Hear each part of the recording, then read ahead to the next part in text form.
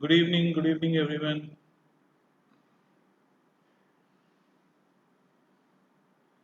Okay, तो guys हमने last class में कहाँ तक पढ़ा था?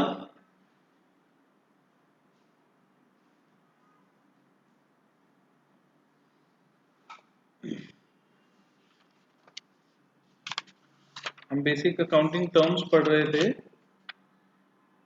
इसमें हमने ट्रेड रिसीवेबल पढ़ रहे थे ना?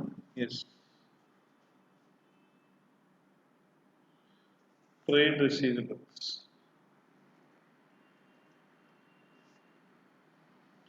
ओके, तो ट्रेड रिसीवेबल्स में हमने क्या पढ़ा था कि ट्रेड रिसीवेबल्स को हम दो हिस्सों में डिवाइड कर सकते हैं। First is debtors and second जो हो गया उसके अंदर वो हमारा हो गया आपका बिल रिसीवेबल। ठीक है, तो ट्रेड रिसीवेबल को हम ट्रेड रिसीवेबल को हम दो हिस्सों में डिवाइड कर सकते हैं। First is your debtor and second is your bill receivable. कोई बता सकता है what is bill receivable?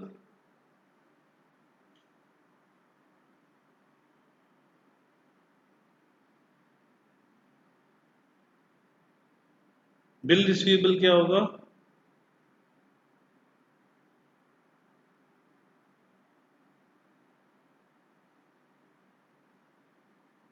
Guys हमने लास्ट क्लास में करा था बिल रिसीवेबल, कोई तो बताओ।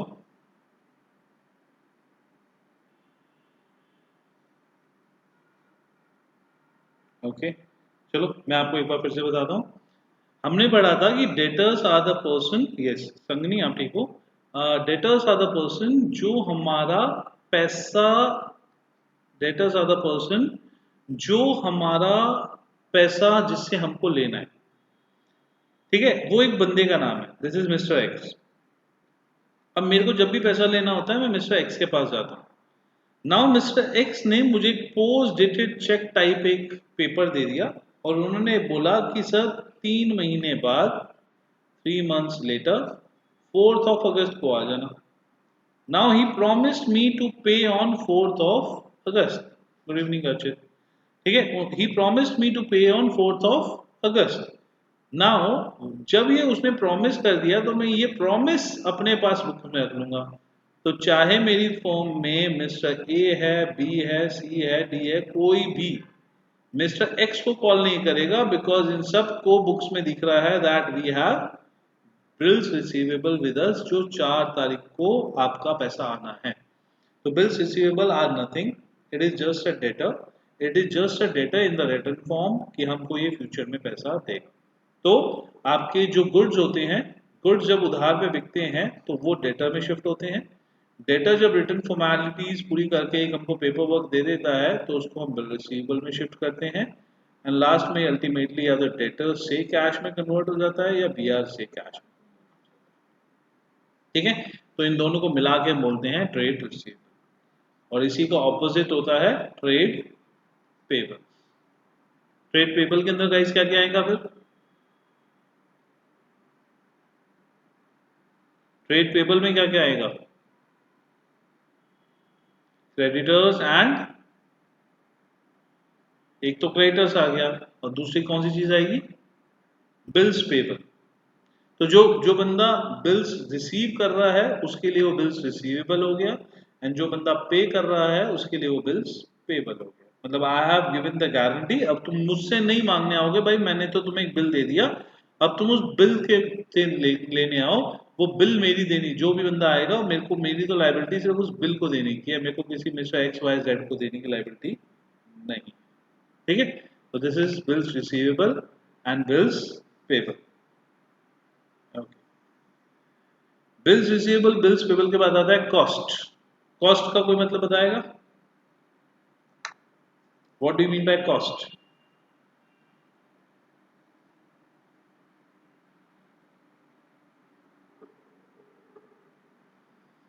नहीं, कॉस्ट इज नॉट एक्सपेंस।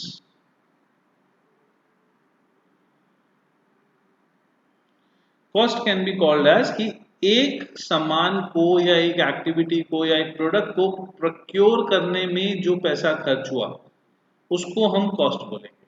ठीक है, एक्सपेंस तो बहुत सारी चीजों पे होता है, रिक्शे पे भी होता है, खाने पे भी होता है, बट कॉस्ट का मतलब होता है कि एक चीज को प्रोक्योर करने में, एक प्रोडक्ट को, सर्विस को, एक्टिविटी को, किसी भी चीज को प्रोक्योर करने में जो हमारा खर्चा हुआ, that is known as cost.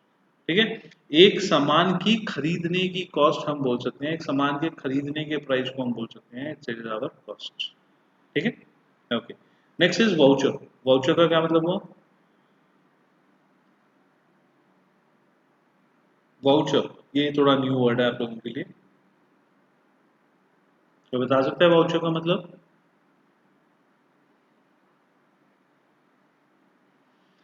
Voucher का मतलब होता है yes, evidence of the transaction, कि कोई भी जो ट्रांजेक्शन है वो ट्रांजेक्शन हुई है, इस चीज का एविडेंस। जैसे कि हम शॉप पे जाते हैं, हम शॉप पे जाते हैं सामान खरीदते हैं तो वो हमें बिल देता है, इनवॉइस देता है।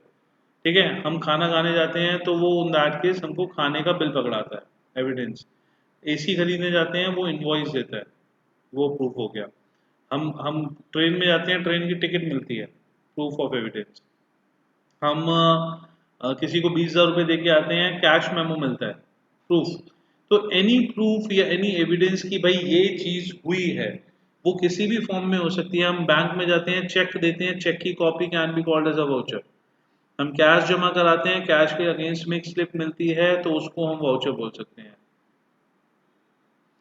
Invoice and bill Nitakshi almost same चीज होती है, इनमें कोई बहुत ज्यादा डिफरेंस नहीं होता है। हाँ, ठीक है, इनवॉइस और बिल मतलब एक एक आप पुराने फॉर्म में लगा लो, एक आप नए फॉर्म में लगा लो, तो जनरली इसका मतलब सेम होता है। ठीक है, तो इसमें कोई बहुत माइन्यूट सा कोई डिफरेंस निकल के आ जाए तो आ जाए, 99% चीज का दोनों का मतलब सेम होता है।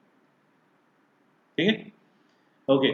सो वाउचर जो है, वाउचर का मतलब any evidence, it can be bill, it can be voucher, it can be cash memo, it can be check, it can be receipt, it can be credit note, debit note, कुछ भी हो सकता है। Everything can be called as a voucher. ठीक है, उसके बाद हमारा आता है डिस्काउंट। डिस्काउंट का मतलब, डिस्काउंट हमारे ना दो टाइप के होते हैं, trade discount and cash discount. वैसे तो डिस्काउंट रिसीव्ड भी होता है और डिस्काउंट अलाउड भी होता है, बट यहाँ पे रिसीव्ड और अलाउड में ना डिवाइड करके हम उसको दो हिस्सों में डिवाइड करते हैं, ट्रेड डिस्काउंट और कैश डिस्काउंट। किसी को पता है ट्रेड और कैश डिस्काउंट में डिफरेंस? किसी ने पढ़ रखा हो, थोड़ा बहुत स्कूल में पढ़ाया हो, difference between trade discount and cash discount?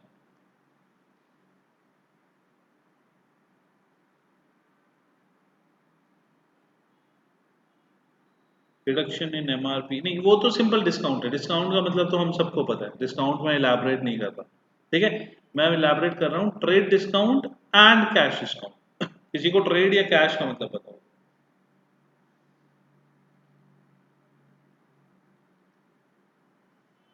Okay, चलो मैं आपको बताता हूँ। हमारा डिस्काउंट का मतलब था कि हमने 200 रुपए का एक आइटम था, 200 रुपए के एक आइटम को हमने 30 रुपए कम की वैल्यू पे बेचा, it can be called as a discount. Total value 170, इस 30 रुपीज को मैं डिस्काउंट बोल सकता हूँ guys? The value which is reduced from the price of the product is known as discount. नहीं, लॉस नहीं बोलेंगे। लॉस होता है कि अगर ये 190 का खरीदा होता और 170 में बेच देते तो इट इज अ लॉस। अगर मैंने आइटम खरीदा ही 110 में हुआ है तो और 170 में बेच दिया तो वो लॉस नहीं होगा ना। लॉस इज जब मेरी कॉस्ट प्राइस से कोई चीज नीचे पे बिक रही है, दैट इज लॉस। बट ये तो मेरा एमआरपी है ना, एमआरपी के ऊपर अगर मैंने कुछ रिडक्शन दिया है तो that is known as discount. तो ये हमारा सेलिंग प्राइस हो गया। ठीक है, सो हमारा MRP is 200, discount is 30 and selling price is 170। ठीक है, अभी डिस्काउंट हमने बोला दो टाइप का हो सकता है, trade discount and second is cash discount. दो टाइप का हमारा डिस्काउंट हो जाएगा। Trade discount is a discount जो हम बोलते हैं जी ये तो मार्केट में हर बंदे को मिलेगा, ये तो मिलेगा ही मिलेगा, चाहे आप चाहे आप कम का खरीदो, ज्यादा का खरीदो, कैश में खरीदो, उधार पे खरीदो, ये तो हमने एक ना वर्ल्ड वाइड डिस्काउंट लगा रखा है। तो एक ऐसा डिस्काउंट जो कि वर्ल्ड वाइड लगा हुआ है, जो कि हर किसी को मिल रहा है, इसके लिए कोई नेगोशिएशन नहीं करना पड़ रहा, कोई आपको अलग से कुछ फॉर्मेलिटीज पूरी नहीं करनी पड़ रही। This type of discount is known as trade discount. Clear? Cash discount is a discount जो सिर्फ और सिर्फ उन लोगों को मिलता है जो कैश में पेमेंट करते हैं। हर फर्म चाहती है कि मुझे जल्दी से जल्दी कैश मिल जाए, तो जल्दी से जल्दी कैश मिलने के लिए जो आपको डिस्काउंट मिलता है, that is known as your cash discount. For example, 200 रुपए का आइटम था, 30 रुपए का डिस्काउंट तो पूरी दुनिया को मिल रहा है, आइटम बच गया कितने का? 170 का। मैं उससे कहता हूँ कि भाई ये 170 का आइटम तो तुम उधार पे भी बेच रहे हो। वो कहता है हाँ जी, चाहे कैश चाहे उधार पे ले लो, कोई प्रॉब्लम नहीं, 1 महीने में उधार पे दे देना। मैं उससे कहता हूँ जी ये ले, आज ही कैश देता हूँ सारा का सारा। जब आज ही कैश देता हूँ सारा का सारा, अब बता कितने में देगा? वो कहता है जी 1 महीने का उधार देना पड़ेगा, आप आज ही कैश दे रहे हो। तो भाई पैसे डूबने के चांसेस भी नहीं रहे, आज ही कैश आ गया मेरी जेब में। वो कहता है जी ठीक है, मैं आपको इस पे 10 रुपए का डिस्काउंट और देगा। और ये एक्चुअली में इसका फाइनल प्राइस हो गया 160 रुपीज। जो ये 160 रुपीज हो गया ना इसका प्राइस, ये हमारा फाइनल सेलिंग प्राइस हो गया। तो guys what will be the trade discount? इसमें कितने रुपए का ट्रेड डिस्काउंट हुआ? 30 rupees. The discount which is applicable to everyone without any condition is known as trade discount. And इसमें कैश डिस्काउंट कितना हुआ? 10 rupees. The discount which is applicable to only and only उन लोगों के ऊपर जो cash में पेमेंट कर रहे हैं is known as cash discount. Trade discount में एक और चीज बताता हूं। हाँ, बार्गेनिंग इन कैश डिस्काउंट, मतलब जो हम बार्गेनिंग करते हैं वो हमारा कैश डिस्काउंट ही होता है। ट्रेड डिस्काउंट तो मतलब दुकान पे गए, उसमें बोला हुआ है जी 40% तो ऑफ हुआ, 40% तो हर किसी का ऑफ हुआ। एक्चुअली ना यहाँ पे हम एज अ कस्टमर की बात नहीं करते। एज अ कस्टमर जब हम बात करते हैं तो वो तो कैश में ही पेमेंट करता है। जब हम बिजनेस टू बिजनेस बात करते हैं ना, तो वहां पे वो उधार में पेमेंट की बात होती है।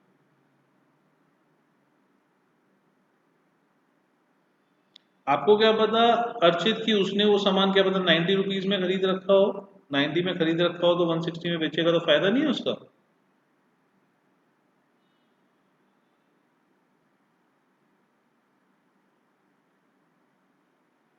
नहीं, इंटरेस्ट नहीं पे करना पड़ेगा निताक्षी।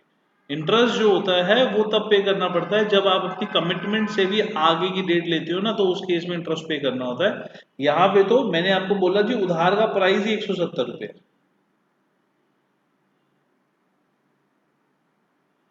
ठीक है, तो इसलिए निताक्षी यहाँ पे हमको इंटरेस्ट नहीं, जब भी हम उधार पे सामान बेचते हैं तो हमको इंटरेस्ट का कोई भी लेना देना उसमें नहीं होता।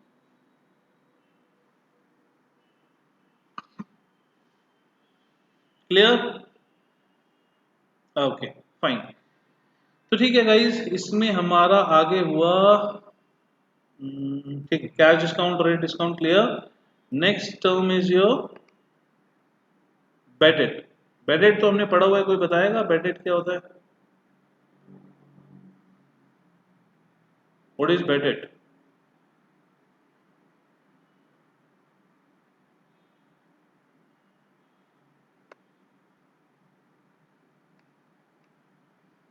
Amount which is not recoverable bye debtor. हाँ, जो डेटर हमको पैसा नहीं देते हैं, जो पैसा कहते हैं डेटर जी मैं नहीं दे रहा, खत्म पैसा आपका, अब नहीं मिलेगा, उन सबको हम उठा के बेडेट में डाल देते हैं। The amount which is not recoverable is known as bad debt.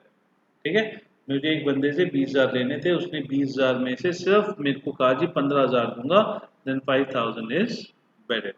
5,000 उसने बोल दिया नहीं दूंगा। ठीक है, next is balance sheet. Balance sheet is a statement, ये फाइनेंशियल पोजीशन की सबसे इंपॉर्टेंट हमारी स्टेटमेंट होती है, जो एसेट्स एंड लाइबिलिटीज को आपका दिखाती है। अच्छा एक चीज बताओ, लास्ट क्लास में मैंने बोला था कि आपको एसेट्स की वीडियो देखनी है, सबने देखी थी वीडियो? जो न्यू स्टूडेंट्स थे, मैंने बोला था एसेट्स की वीडियोस देखनी है सबको, एसेट और एक्सपेंस वाली। किसी को डाउट आया उस एसेट और एक्सपेंस वाली वीडियो में? एसेट की किसी को डेफिनेशन में प्रॉब्लम आई?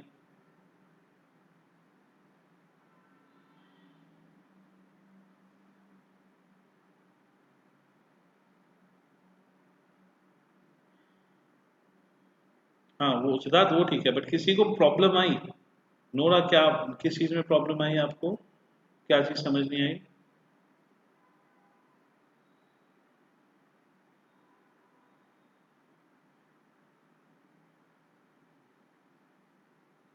अच्छा नहीं आई प्रॉब्लम, किसी को भी प्रॉब्लम आई गाइस उसमें? अब आपको किसी को भी जिसने वो वीडियो भी देखी है या लाइव क्लास देखी है, एसेट और एक्सपेंस में किसी को दिक्कत हो, इन दोनों में डिफरेंशिएट करने में दिक्कत हो तो मेरे को एक बार बताओ, जिसने वीडियो भी देख ली और लाइव क्लास भी एक बार ले रखी है।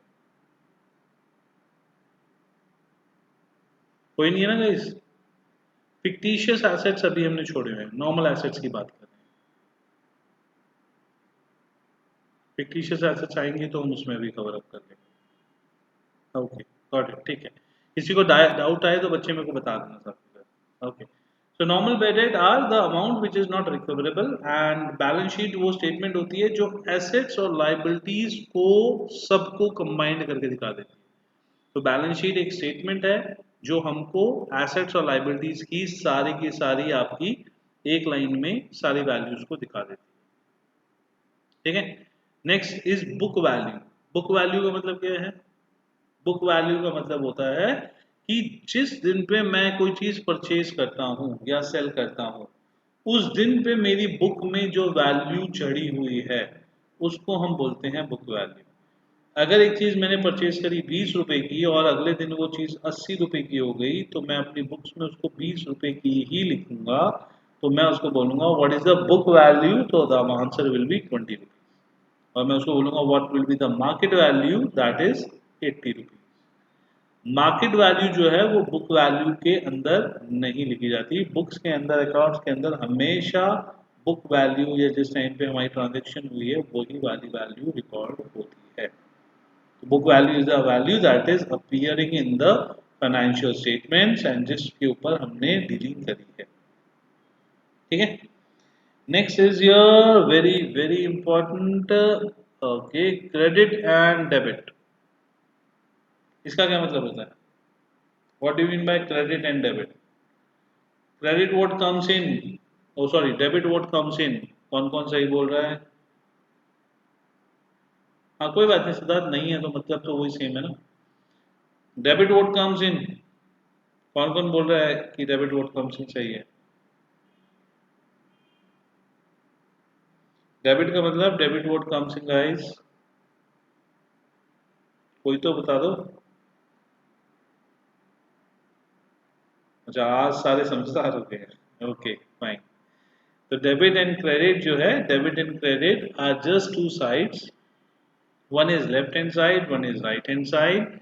इसके अलावा इनका कोई भी मतलब नहीं है, ठीक है। इसके अलावा हम नहीं बोल सकते हैं कि डेबिट का मतलब प्लस, क्रेडिट का मतलब माइनस, डेबिट का मतलब माइनस, क्रेडिट का मतलब plus, no. It depends upon each item. कुछ आइटम आपका डेबिट में प्लस होते हैं, कुछ आइटम आपका क्रेडिट में प्लस होते हैं। These are just two sides, so that हम जब बुक्स बनाएं तो उसके अंदर आपकी दो साइड्स में एंट्री मार्क कर सकें। क्यों? क्योंकि हमारी बुक का नाम है double entry book keeping. Everything has two impacts, one impact is debited, one impact is credited, और हमारा टोटल लास्ट में टैली करेगा। तो debit and credit are just nothing, this the two sides of the accounts, ठीक है। Okay, then the word is depreciation. Depreciation का कोई मतलब बताएगा? What decrease in the value? Decrease in the value of what?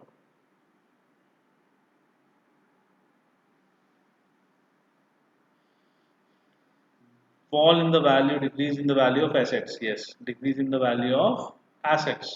कि आपका कोई भी एसेट है, उस एसेट के ऊपर आपकी अगर यूसेज करने पे या खड़े रहने पे या पुराने होने पे उसकी वैल्यू अगर कम हो गई है तो that is known as depreciation. क्या सारे एसेट्स पे डेप्रिसिएशन लगता है? क्या सारे एसेट्स पे डेप्रिसिएशन लगता है? नो। कुछ एसेट्स हमारे नॉन डेप्रिशिएबल एसेट्स भी होते हैं, तो जो नॉन डेप्रिशिएबल एसेट्स हुए उनके ऊपर डेप्रिसिएशन नहीं। बिल्डिंग पे तो लगता है कुणाल, बिल्डिंग पे डेप्रिसिएशन लगता है।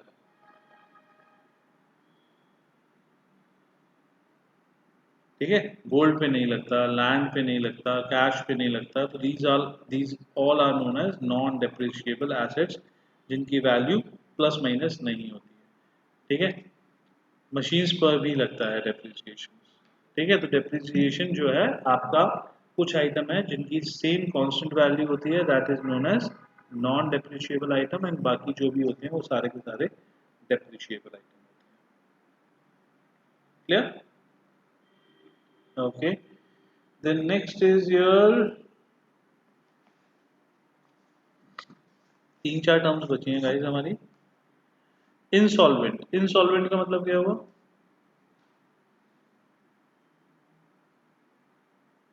bankrupt, when the person is not able to pay is known as bankrupt, कि वो हमको पे ही नहीं कर सकता, तो अब वो bankrupt हो गया, insolvent हो गया। ठीक है, so he is known as insolvent या bankrupt. What do you mean by proprietor? Owner. Proprietor means the owner of the business, जो सारा रिस्क लेके इन्वेस्टमेंट बिजनेस के अंदर लगाता है। ठीक है, what is rebate?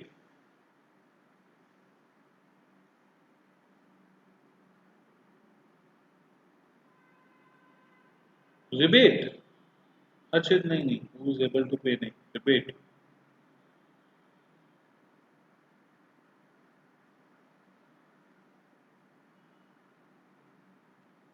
Guys rebate ना एक तरीके का डिस्काउंट ही है। ठीक है, आपका रिसीविंग बैक मनी, नहीं नहीं, receiving back money is not rebate. ठीक है, रिबेट और डिस्काउंट एक ही सेम चीज ही है। डिस्काउंट जनरली आपको परसेंटेज में गिवन होता है, रिबेट जो होता है वो आपको नंबर्स फॉर्म में गिवन होता है। तो अगर मैं बोलता हूँ 20% डिस्काउंट, तो दैट इज अ डिस्काउंट, वो वर्ड डिस्काउंट हो जाता है। और मैं बोलता हूँ कि आपको 20 रुपए कम लिए जा रहे हैं, तो जब 20 रुपए स्पेसिफिक एक अमाउंट बोल दिया मैंने, तो दैट इज रिबेट। जब मैंने स्पेसिफिक रिबेट अमाउंट नहीं बोला तो वो आपका डिस्काउंट हो गया, स्पेसिफिक बोल दिया तो वो आपका रिबेट हो गया। क्लियर है?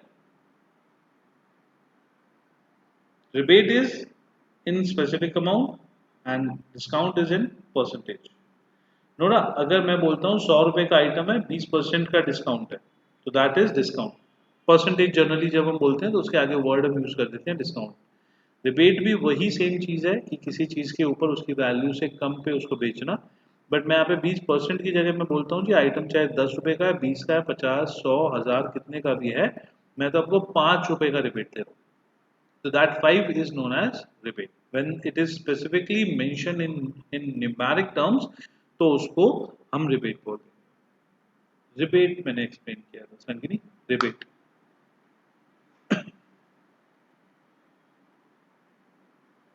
Clear guys?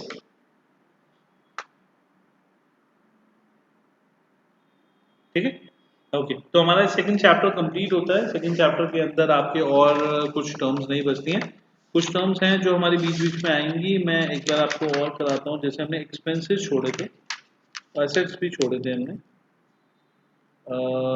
Fixed asset, fictitious assets, okay, एक हमने टर्म छोड़ा था।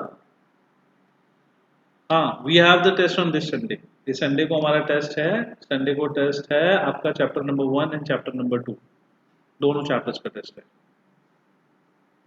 Chapter number 1 and chapter number 2।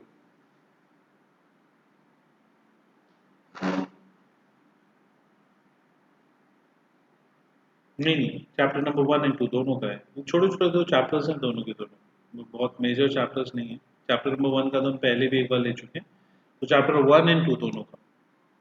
ठीक है, ओके, तो हमने एक टर्म इसमें छोड़ी थी guys, that is fictitious assets. ठीक है, अभी बात भी कर रहे थे उस पर, TS Grewal, normal TS Grewal आपके पास नहीं होगी? नॉर्मल टीएस ग्रेवाल यूज कर रहा हूँ मैं। और आप जरूरी नहीं है इस बुक में से लिखो, आप किसी भी बुक में से लिख लो, तो हर बुक में से आपको, अगर आपका मीनिंग सेम है तो आपको आंसर वो नंबर मिल जाएंगे। मेरे को कोई जरूरी नहीं है कि इसी बुक में से आंसर चाहिए, आप किसी भी बुक में से लिख सकते हो। I just want answer to be correct.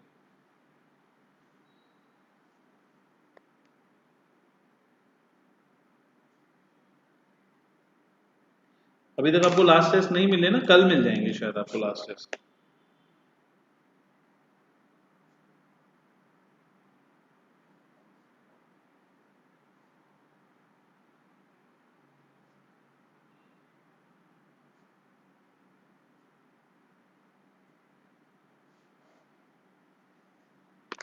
Okay, तो गाइस ये दो टर्म्स है हमारी, fictitious assets and deferred revenue expenditures. दोनों ना सेम ही चीज है, ठीक है। थोड़ा सा आप ध्यान से सुनना कि हमको क्या होता है, हमारी नजर में ना, हमारी नजर में होता है कि जब हम गुड्स हैं, गुड्स को जब हम बाय करते हैं तो हम उसको समझते हैं कि ये बेड खरीदा है, ये तो 5 साल 10 साल चल जाएगा, ठीक है।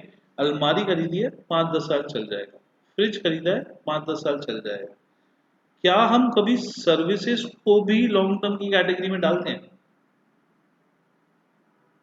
सर्विस खरीदी, ये 5-10 साल चल जाएगी सर्विसेज। अभी के लिए हमारी माइंड में होता है कि सर्विसेज जो होती हैं, सिद्धार्थ बताना कौन सी सर्विस को हम लॉन्ग टर्म में डालते हैं। सर्विसेज हमारे दिमाग में होती हैं कि पैसा दिया, सर्विस ली, कंज्यूम, खत्म, ठीक है। बहुत कम, रेयर चांसेस में सर्विसेज होती हैं जो लॉन्ग टर्म चलती है, ठीक है। Tell me a service Siddharth जो हमारी लॉन्ग टर्म चल सकती है। इंश्योरेंस 1 साल का होता है, हर साल प्रीमियम देते हैं हमसे इंश्योरेंस का। 1 साल से लंबा, मैं 5 से 7 साल 10 साल की बात कर रहा हूँ। इंश्योरेंस का प्रीमियम हम हर साल देते हैं। Learning sports from a coach हर महीने की फीस दे रहे हो आप। ईएमआई भी अगर आप दोगे तो भी वो आपका जो है गाड़ी होगी ना, गाड़ी एसेट्स होगी, ईएमआई तो लोन हो गया। Service that we have used for 5 to 7 years, एक इस consent service.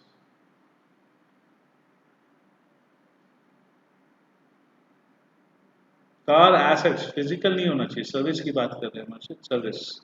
It will be in the form of non intangible goods. Intangible good बोलो या सर्विस बोलो,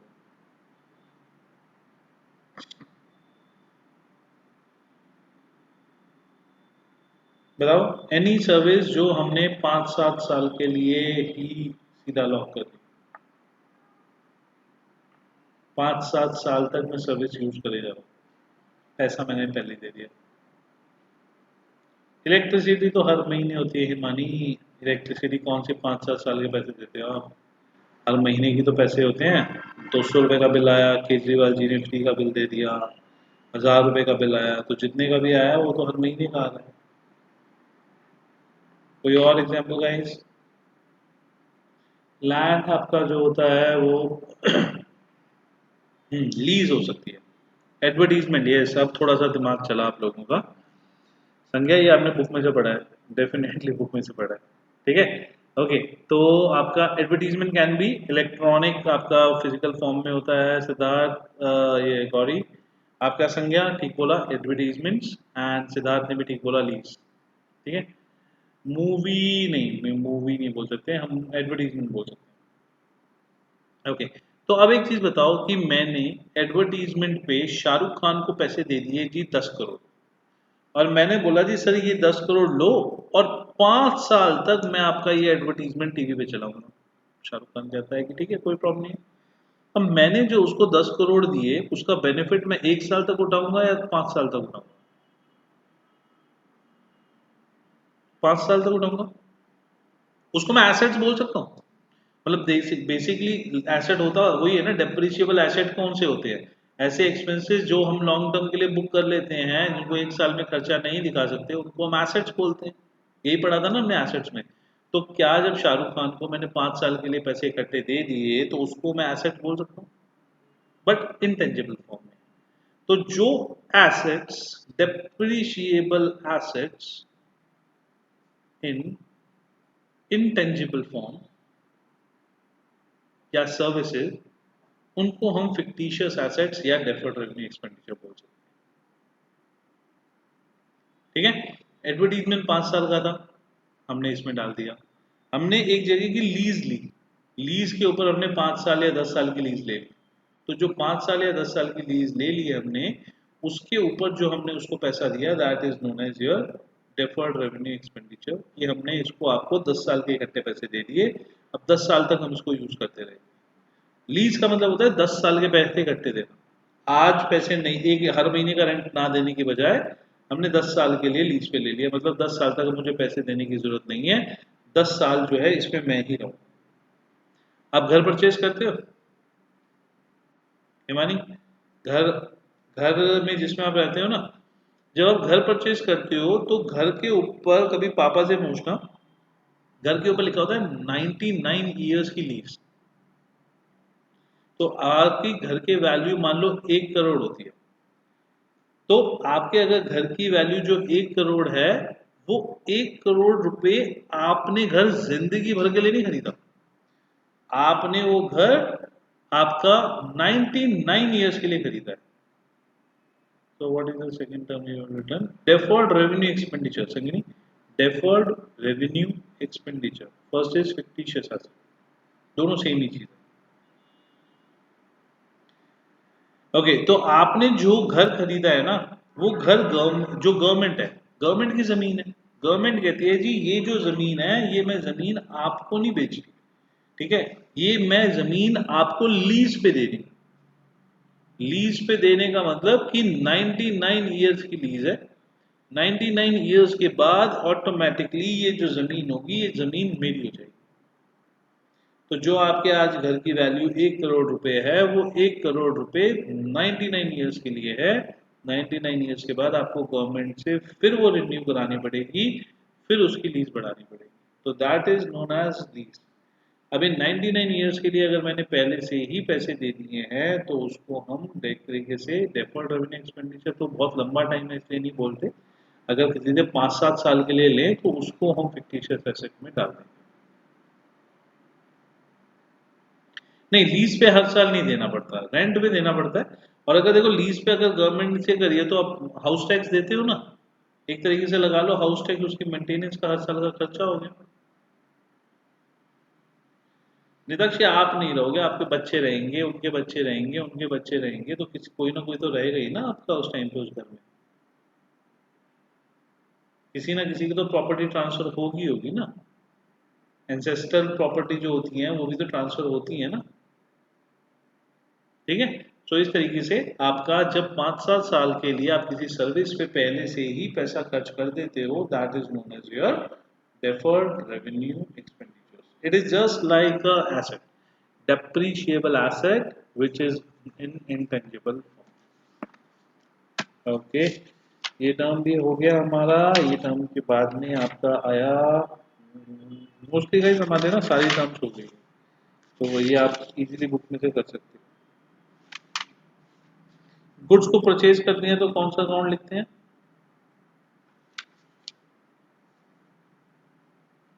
अलाउंस, नॉर्मल खर्चा, नॉर्मल खर्चे को अलाउंस बोलते हैं। गाइस गुड्स को परचेज करते हैं तो कौन से अकाउंट में डालते हैं? Yes, purchase account, good. और गुड्स को सेल करते हैं तो कौन से अकाउंट में डालते हैं?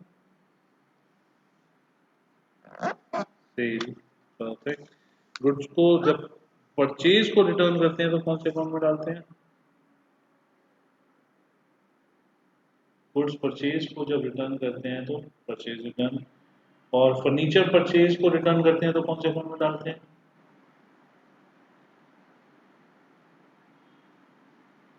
यस, हाँ नहीं सिद्धार्थ, रिटर्न वर्ड नहीं यूज करेंगे, गुड्स के साथ वर्ड रिटर्न यूज होता है, बाकी तो सिंपल वैसे अकाउंट होते हैं, फर्नीचर अकाउंट होता है, फर्नीचर रिटर्न अकाउंट नहीं, ठीक है, it is only furniture. Okay guys, हम थर्ड चैप्टर भी चालू करते हैं साथ ही साथ ही।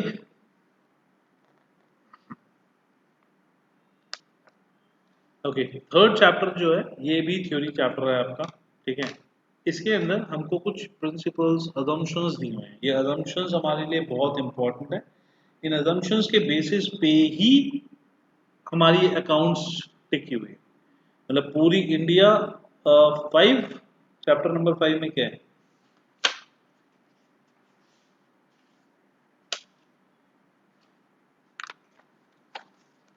Accounting equation. नहीं, पहले ये वाला करेंगे फिर उसके बाद करेंगे। अभी करा तो था हमने अकाउंटिंग इक्वेशन, पूरा नहीं हुआ, बट वो बीच में नहीं उठाएंगे। ये अभी एक क्लास में खत्म हो जाएगा, उसके बाद में करते हैं, एक दो क्लासेस में खत्म करते हैं। ठीक है, आपको एक बार तो कर चुके ना वो, जो कर चुके तो लॉजिकली चल रहे हैं, लाइन वाइज चल रहे हैं, तो वही करते हैं। ओके, तो हमारे ना अकाउंट्स में कहते हैं कुछ प्रिंसिपल्स हैं, कुछ कुछ रूल्स एंड रेगुलेशंस हैं। हर बंदे को रूल्स एंड रेगुलेशंस ना मानने ही पड़ेंगे। अगर कोई बंदा कहता है जी मैं रूल्स एंड रेगुलेशन नहीं मानूंगा, तो वो कहते हैं जी भाई तू अकाउंट्स नहीं बना सकता। तो अकाउंट्स बनाने के लिए हमको ऐसे रूल्स एंड रेगुलेशन जिसकी वजह से सबको अकाउंट समझ में आए, जो जो जो लॉजिक्स लगा रहे हो वो सब सेम लगे, जो अजम्पशंस लगा रहे हो वो सब सेम अजम्पशंस लगाए। मैं अगर चाइनीज बोल रहा हूँ तो दूसरे को चाइनीज ही समझ में आए। ठीक है, ऐसा नहीं है कि मैं हिंदी बोल रहा हूँ उसको चाइनीज समझ में आए। तो दैट्स व्हाई आपका all the assumptions and principles have to be same.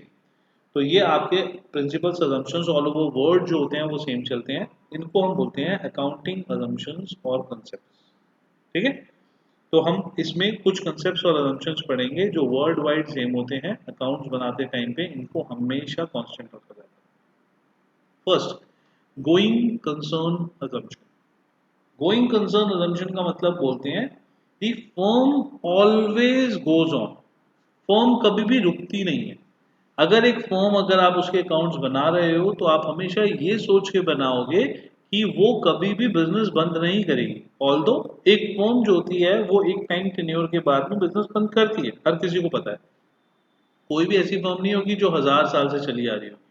Her firm 3 साल, 5 साल, 10, 15, 20, 50, 100 एक टाइम लिमिट होता है जिसके बाद वो आपका डाउनफॉल पे आ जाती है। तो गोइंग कंसर्न assumption मीन्स कि every firm has a and time, but आप कभी भी इस इंटेंशन से बिजनेस को नहीं बनाओगे, बुक्स को नहीं बनाओगे कि आपकी फर्म 2 साल में, 4 साल में, 6 साल में बंद होने वाली है। अगर आप कभी भी इस इंटेंशन से बनाओगे कि आपकी फर्म बंद होने वाली है, तो आप कभी भी उसके अंदर लॉन्ग टर्म डिसीजंस बेटर तरीके से नहीं लोगे। आप कभी भी उसके खर्चे इस तरीके से नहीं लिखोगे कि मेरी फर्म लॉन्ग टर्म चलने वाली है। तो बिजनेस बंद होता है, it's okay, but you will never never do accounts on the basis कि मेरा बिजनेस बंद हो। ठीक है, मैं बुक्स लैंग्वेज में पढ़ता हूँ। According to the assumption, it is assumed that business will continue for the foreseeable period and there is no intention to close the business. It is because of the concept that the distinction is made between capital expenditures and revenue expenditures. Assets और expenses में मैं distinguish ही तभी कर पा रहा हूँ जब मैं एक बिजनेस को मानता हूँ वो 5 साल चलेगा, तभी तो उसको एसेट मान रहा हूँ। अगर मैं बिजनेस बोल ही दूंगा साल भर में बंद हो जाएगा, तो मैं कभी किसी चीज को एसेट मानूंगा ही नहीं, फिर तो हर चीज को ही मैं शॉर्ट टर्म मानूंगा। ठीक है, तो long term is known as capitals and short term is known as revenue. तो जो बेसिकली हमारे एसेट्स होते हैं वो सब कैपिटल एक्सपेंडिचर्स के अंदर आते हैं, और जो आपके छोटे मोटे जो रेवेन्यू एक्सपेंसेस और रेवेन्यू इनकम होती हैं वो सब रेवेन्यू नेचर के अंदर आती है। तो long term is capital and short term is revenue. All दो बिजनेसेस को हम हर एक साल में डिवाइड करते हैं, हर एक साल में उसके बुक्स को क्लोज करते हैं, बट वो सिर्फ और सिर्फ प्रॉफिटेबिलिटी देखने के लिए होता है। बट कभी भी हम कोई भी डिसीजन एसेट्स एक्सपेंसेस को ये सोच के नहीं लेते that business is going to be shut after a certain period. ठीक है, तो फर्स्ट पॉइंट क्लियर है गाइस, गोइंग कंसर्न assumption कि अगर 10 साल का भी कोई हमारी चीज है तो हम ये मानेंगे कि 10 साल तक हमारा बिजनेस चलेगा या नहीं, चलेगा ही चलेगा। हम assumptions और चीज ये लेके नहीं चलेंगे कि वो 10 साल नहीं चलेगा। Okay, second assumption, consistency assumption। Consistency assumption का मतलब होता है that business must adopt consistent policies over the period of time. तो आपकी जो पॉलिसीज होती हैं वो आपकी रेगुलर बेसिस पे चेंज नहीं होनी चाहिए। ऐसा हो सकता है कि आपको कोई पॉलिसी आपने गलत अडॉप्ट कर ली तो आप उसको चेंज कर दो, बट ऐसा नहीं होता था कि इस साल मैंने पॉलिसी ए ले ली, अगले साल पॉलिसी बी ले ली, फिर अगले साल ए ले ली, फिर बी ले ली, फिर ए ले ली, फिर बी ले ली। रीजन भी कि आप अगर रेगुलर बेसिस पे पॉलिसी चेंज करते जाओगे तो आप कंपेयर नहीं कर पाओगे 2 ईयर्स को। आप 2 ईयर्स को कभी भी आपस में एक दूसरे के साथ मैच नहीं कर पाओगे। दूसरा, आप अगर मैच नहीं कर पाओगे रिजल्ट से, जो अकाउंट्स हैं उनसे रिजल्ट्स नहीं निकाल पाओगे, तो अकाउंट्स का जो मेन पर्पस है एनालाइज, वही डिफीट हो जाएगा। तो वो कहते हैं जी आपको assumptions जो अपनी पॉलिसीज बनाते हो, जो अपने मेथड्स यूज करते हो, those should be consistent and year after year change नहीं होने चाहिए। Once adopted it should be taken for the longer period of time, जिससे कि हम सारी चीज़ों को कंपेरेबल कर सकें, अंडरस्टैंड कर सकें, उनमें से रिजल्ट्स निकाल सकें एंड पॉलिसीज बनाते टाइम पे यूज कर सकें। एग्जाम्पल, जब हम डेप्रिसिएशन निकालते हैं तो डेप्रिसिएशन निकालने के दो मेथड होते हैं, रिटर्न डाउन, स्ट्रेट लाइन। होते तो 7-8 मेथड है, बट हमारी बुक्स में जो मेन लिखे हुए हैं वो दो मेथड्स हैं, return down and straight line. एक बोलता है जी 10 रुपए की वैल्यू दी तो एक एक एक एक एक एक रुपए करके कम करते जाओ। दूसरा बोलता है जी अगर 10 रुपए की वैल्यू थी, विच पॉइंट, प्रीवियस पॉइंट कौन सा सिद्धार्थ?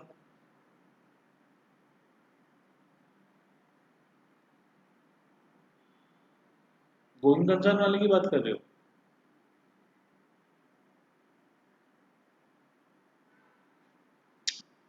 सिद्धार्थ उसका कोई वो नहीं है, एग्जाम्पल नहीं है। हमारा बिजनेस रेगुलर चल रहा है, बस बंद नहीं करना उसका डिसीजन, तो उसका कोई एग्जाम्पल नहीं होगा। भाई आप अगर एग्जाम पे मतलब आप जब एग्जाम के लिए पढ़ते हो तो ये सोच के नहीं पढ़ोगे कि मैं बीमार हो जाऊंगा तो एग्जाम नहीं दे पाऊंगा, कोरोना वायरस आ जाएगा तो मेरा एग्जाम रह जाएगा। हम पढ़ रहे हैं तो ये सोच के पढ़ेंगे कि हम एग्जाम देंगे, नेक्स्ट क्लास में जाएंगे, वहाँ पढ़ेंगे, नेक्स्ट क्लास में जाएंगे, वहाँ पढ़ेंगे, नेक्स्ट क्लास में जाएंगे। बीच में बीमारी भी आ सकती है, कोई प्रॉब्लम भी आ सकती है, लड़ाई झगड़े भी हो सकते हैं, कुछ भी हो सकता है। बट हम ये सोच के अपनी पढ़ाई स्टॉप नहीं करेंगे, हम ये सोच के शॉर्ट टर्म नहीं पढ़ेंगे कि ये चीज़ हो सकती है। ठीक है, वो उसी तरीके से गोइंग कंसर्न है। सेकेंड इज कंसिस्टेंसी assumption में हम अगर एक डेप्रिसिएशन कर, ये दो मेथड होते हैं। पहला मेथड, 10 रुपए का खरीदा, एक एक एक एक एक एक एक 10 रुपए में साल तक एक एक रुपए रिड्यूस करते गए, पहला मेथड। दूसरा मेथड वो कहता है जी 10 रुपए का एसेट है, आप हर साल 30% रिड्यूस करो, तो 10 का 30% 3 रुपए, नेक्स्ट ईयर वैल्यू 7 रुपए। वो कहता है 7 के ऊपर 30% लगाओ, 2.1, वैल्यू 4.9 रुपीज, उसके ऊपर 30% लगाओ। तो कहता है जी हर साल आप ओरिजिनल वैल्यू पे ना लगा के जो उस साल की स्टार्टिंग की वैल्यू है उसके ऊपर रिड्यूस करते हैं। तो ये दो अलग अलग मेथड होते हैं। वो कहता है जी चाहे ए करो चाहे बी करो, मैं ये नहीं बोल रहा कि ए अच्छा है या बी अच्छा है, चाहे ए करो चाहे बी करो, बट जो भी करो consistent for the longer period of time करो, जिससे कि भाई अगर तुमने इस साल 1 रुपए का खर्चा माना तो अगले साल भी फिर उसी पॉलिसी पे 1 रुपए का मान के कंपेयर करो। ऐसा नहीं कि इस साल एक माना, अगले साल रिटर्न डाउन पे लेके 5 मान लिया, फिर अगले साल एक मान लिया। तो कहते हैं इस तरीके से तुम्हारे एग्जाम्पल्स भी गलत होंगे, तुम्हारी रिजल्ट्स भी गलत आएंगे और तुम कभी भी उनको प्रॉपर ढंग से जज नहीं कर पाओगे। ठीक है, कंसिस्टेंसी assumption में किसी को डाउट?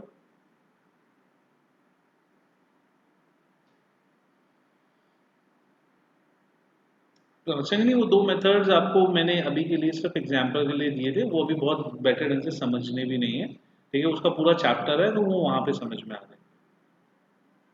अभी के लिए सिर्फ बताया कि डेप्रिसिएशन को चार्ज करने के दो मेथड होते हैं। वो दो मेथड्स में एक में कांस्टेंट वैल्यू कम होती है एंड सेकंड मेथड जो होता है उसमें आपका हर साल के बिगिनिंग की वैल्यू पे डेप्रिसिएशन लगता है। एक में होता है जी आपको आपको हर साल एक एक रुपए का डेप्रिसिएशन लगना है, एक में होता है जी आपको उस साल की बिगिनिंग पे 30%, फिर 30, फिर 30 ऐसे लगना है। तो जो बहुत ज़्यादा डिटेल्ड में भी समझने की जरूरत नहीं है, बस सिंपल ये है कि आपके डेप्रिसिएशन चार्ज करने के दो मेथड्स होते हैं। जो भी मेथड अडॉप्ट करो वो मेथड आपका कांस्टेंट रहना चाहिए, वो लॉन्गर पीरियड ऑफ टाइम के लिए आपका सेम तरीके से चलना चाहिए। अगर आपको लग रहा है गलत है तो उसको आप चेंज कर लो, बट बार बार चेंज ना। क्लियर? ठीक है, ओके। तो दो assumptions हमारी यहाँ पे क्लियर होती हैं। Third assumption is very very important assumption, हमारा आई थिंक अकाउंट्स की सबसे इंपॉर्टेंट assumption है, सारी assumption इसी के आसपास घूमती रहती हैं। That is your accrual assumption। Accounts की सबसे इंपॉर्टेंट assumption होती है एक्रूवल। कोई बताएगा व्हाट इज एक्रूवल assumption?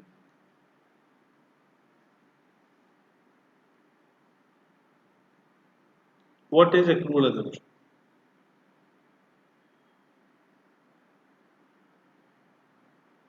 पढ़ा हुआ है हमने। एक्रूअल अजम्पशन क्या होती है?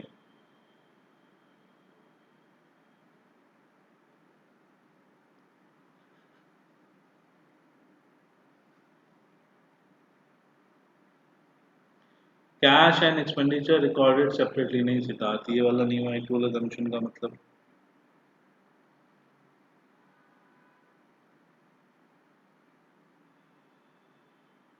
कोई और? What is meant by accrual assumption?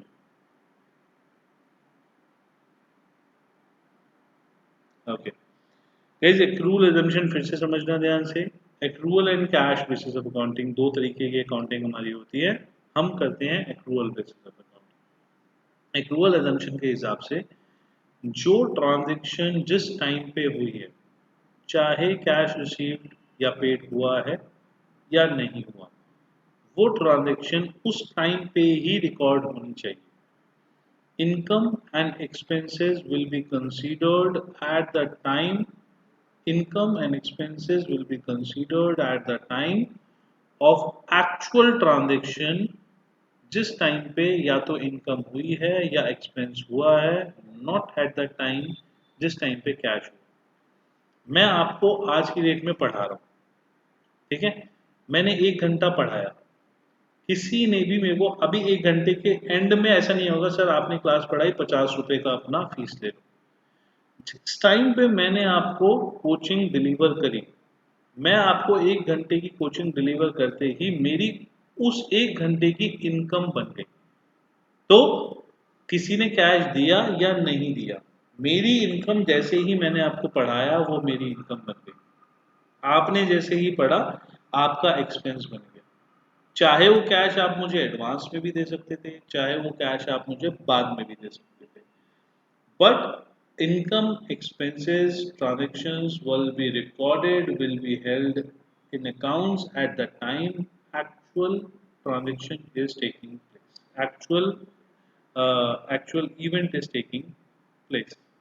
ठीक है? बुक की लैंग्वेज में, according to the accrual assumption, the transaction is recorded in the books of accounts at the time when it is entered into and not the settlement take place. Settlement का मतलब cash, कि जब वो cash के through settlement होगा तब नहीं, जब एक्चुअली में ट्रांजैक्शन हुई है उस टाइम पे उसको बुक्स में रिकॉर्ड करेंगे। This revenue is recognised when it is released, कि रेवेन्यू मतलब कैश उस टाइम पे लेंगे जिस टाइम पे उसको रियलाइज करेंगे। संगनी ये शॉर्ट में डिफाइन होने वाला टॉपिक नहीं है, इसको तो हमको पूरा इलाबरेटेड करके ही समझना पड़ेगा। Accrual assumption means when the transaction is recorded as and when it is happened, not at the time of settlement of cash. ये स्मॉल में अगर आप समझ सको तो, ठीक है? एक्चुअली में जिस टाइम पे सेल्स में हुई है, तो जब आपके पास गुड्स रिसीव हुए हैं या गए हैं सामने वाली पार्टी के पास, उस टाइम पे सेल्स एंड परचेज मानी जाएगी, ना कि जिस टाइम पे कैश आया है। कैश बाद में भी हो सकता है।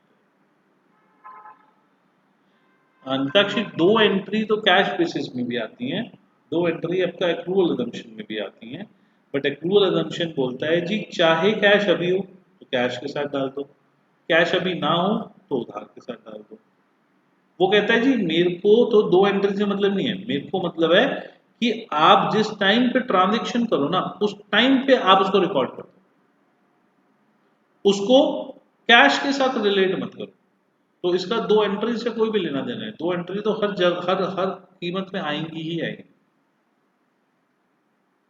ऐसा एक्रूअल बेसिस ऑफ अकाउंटिंग, हाँ एक्रूअल बेसिस और एक्रूअल अजम्पशन सेम ही चीज है।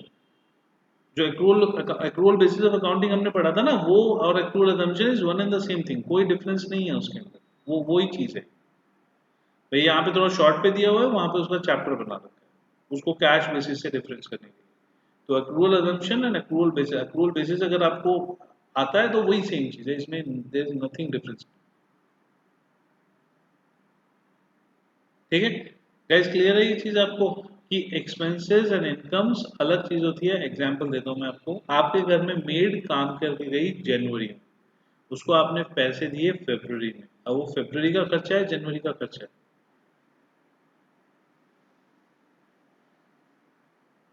जनवरी का खर्चा है, बिकॉज वो आपने सर्विसेज कब ली हैं, जनवरी में ली हैं, तो जनवरी का खर्चा होगा।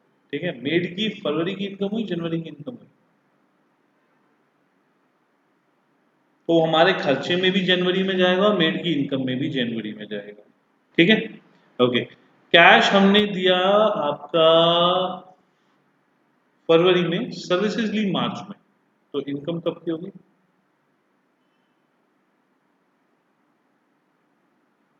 नहीं, संज्ञा गलत, फरवरी में कैश दिया है, कैश से लेना देना नहीं होता।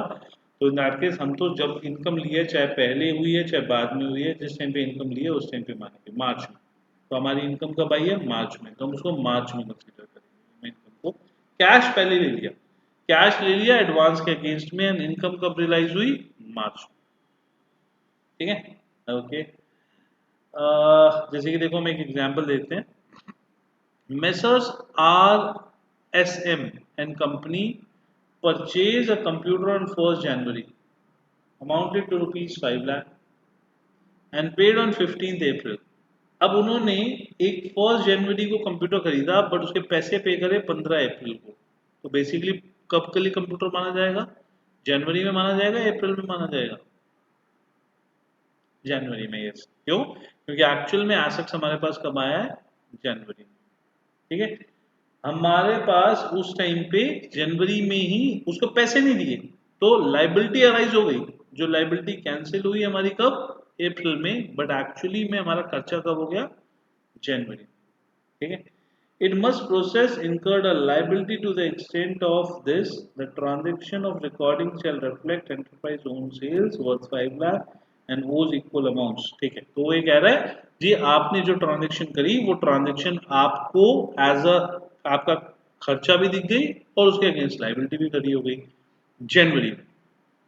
और अप्रैल में जब आपने पैसे दिए तो आपकी लाइबिलिटी रिलीज हो गई, और लाइबिलिटी रिलीज होने के बाद आपका खर्चा भी खत्म हो गया।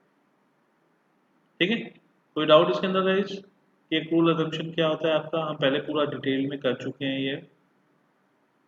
Accrual assumption, accrual basis of accounting is something कि खर्चा अलग चीज है, कैश अलग चीज है, इनकम अलग चीज है, कैश अलग चीज है। Okay, fine. ठीक है, तो गाइस आज यहाँ तक करते हैं। इसमें हमारा, इसके बाद हमारे जो है ना, हमारे अकाउंटिंग प्रिंसिपल्स चालू होते हैं। नेक्स्ट क्लास में हम प्रिंसिपल्स खत्म करेंगे। ये 3 बहुत इंपॉर्टेंट है आपके टॉपिक जो अभी हमने करे। 3 मार्क्स ईच आ सकते हैं आपके। ठीक है, एमएस, जैसे जैसे जेंट्स के आगे मिस्टर लगाते हो, आप लेडीज के आगे मिस लगाते हो। कंपनी जो होती है, आर्टिफिशियल जो पर्सन होता है उसके आगे मिसर्स लगाते हैं। ठीक है, तो वो एक आर्टिफिशियल पर्सन तो है ही ना कंपनी भी, तो उस आर्टिफिशियल पर्सन के आगे हम लगाते हैं messrs, messrs Ram and sons, मतलब ये कंपनी का नाम है। तो पढ़ते ही पता चल जाता है कि इट्स नेम ऑफ कंपनी। और तो ये 3 बहुत इंपॉर्टेंट है आपके। 3 जो है इंडिविजुअली आपके 3 मार्क्स के आएंगे। तो आपके ये जो अब 3 करें और अगले बार जो 8 है वो सारे के सारे मिला के 3 मार्क्स ईच आ सकते हैं। 2 से 3 नहीं तो आएंगे ही आएंगे, श्योर शॉट हर क्वेश्चन में आएंगे। तो आपको इनके 3 मार्क्स के एक्सप्लेनेशन के हिसाब से इनकी पढ़नी है। ठीक है, ओके। तो गाइस आज यहाँ तक करते हैं। मैं सिद्धार्थ इसकी ना बुक्स में ही भेजूंगा, बुक में कंटेंट लिखा हुआ है थ्योरी का, इसके लिए नोट्स की जरूरत नहीं है। मैं इसकी बुक की कॉपी ही आपको एक बार भेज दूंगा। टीएस की कॉपी में बस पड़ी होगी, एक बार वो देख के बुक बुक के नोट्स ही भेज दूंगा। आप बुक में से लिखो, बुक में से पढ़ो, नॉर्मल इंग्लिश में लिखो। देयर इज नो नीड कि आप बिल्कुल बुकिश लैंग्वेज ही लिखो। मेरे को बुकिश लैंग्वेज नहीं चाहिए, I just want the content to be correct. Guys, इस Sunday test chapter number 1 and chapter number 2